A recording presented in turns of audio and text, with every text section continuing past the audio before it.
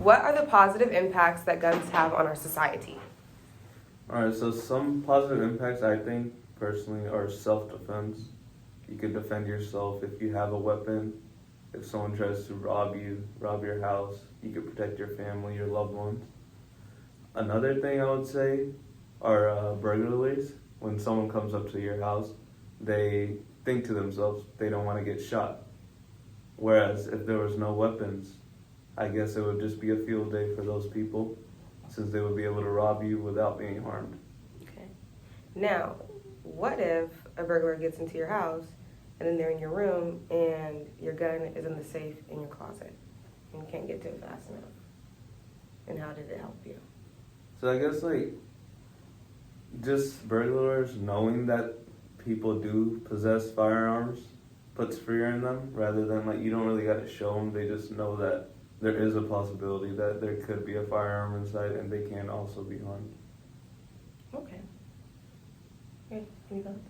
No, I mean, that just makes sense about, it gives them that thought in their head, but I can't do this because there's a possibility of them having a gun. And then whereas if there was no guns at all, just like you said, it would be a field day for everybody, Yeah. How can we enforce stricter gun laws while still abiding by the Second Amendment, and what do stricter gun laws include?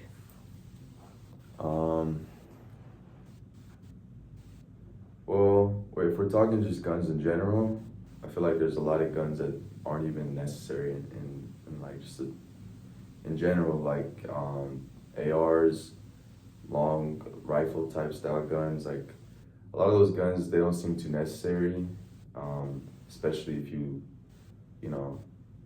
not even using them for the right reasons. And an AR is not needed because, obviously, because of what we've seen recently with school shootings and all those things going on right now.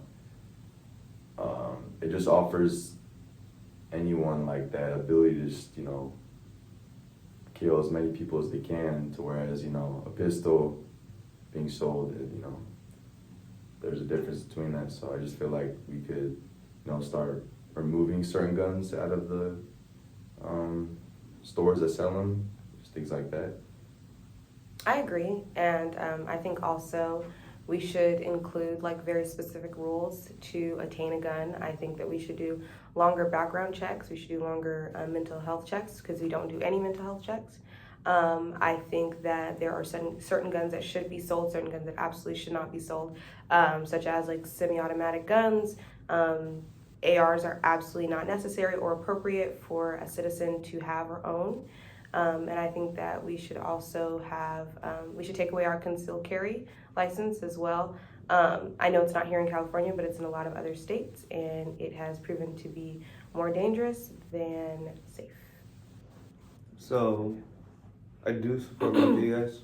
I don't think there should be automatic weapons. I think single fire weapons are more than enough. I feel like that provides a safety, so you can't go out and just shoot as many people as you want. Mm-hmm. Right. Even with hunting, you don't need a gun that shoots automatic. Yeah. If you're hunting a deer or any other animal out there, you just need a single fire type of weapon. So there's you're not shooting multiple deer, multiple animals at once. If you can even find one. So yeah. And then going off of that, I feel like certain weapons should be given out to certain people depending on what they're gonna use it for. Mm-hmm. So you don't need a shotgun to go hunting. You need a single fire rifle. Right. Also, you don't need a full AR to defend your home. You just need a little pistol that could shoot 1 or 2 times. So now we're going to discuss some methods to enforce stricter gun laws. Specifically, should mental health tests be conducted before the purchase of a gun? Okay. I feel like this is obvious.